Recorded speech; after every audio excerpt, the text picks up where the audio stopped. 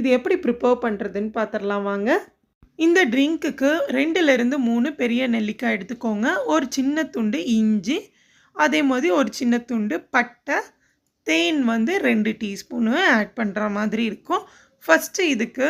First ஸ்டவ்வில் வந்து ஒரு பவுல் வச்சுருக்கேன். அதில் 2 கிளாஸ் அளவுக்கு தண்ணி ஆட் பண்ணியிருக்கேன். தண்ணி நல்லா ஒரு 5 நிமிஷமாவது கொதிக்கணும். அது ஒரு பக்கம் கொதிச்சுட்டு இருக்கட்டும். நம்ம எடுத்து வச்சுருக்க இன்க்ரீடியன்ட்ஸ் எல்லாத்தையுமே வந்து கட் பண்ணிடலாம்.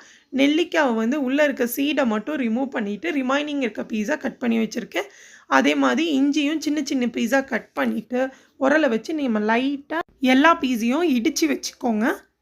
ஒன்று ஒன்றா வந்து அந்த வாட்டரில் ஆட் பண்ணிடலாம். ஃபஸ்ட்டு நீங்கள் எடுத்துருக்க நெல்லிக்காவை மிக்சியில் ஆட் பண்ணி நல்லா துருவி எடுத்துக்கோங்க. தண்ணி எதுவுமே சேர்க்க வேண்டாம். நீங்கள் டெய்லி குடிக்கிறவங்களா இருந்தீங்க அப்படின்னா ஒரு நெல்லிக்காய் போட்டு நீங்கள் 2 கிளாஸ் கூட ப்ரிப்பேர் பண்ணிக்கலாம். துவர்ப்பு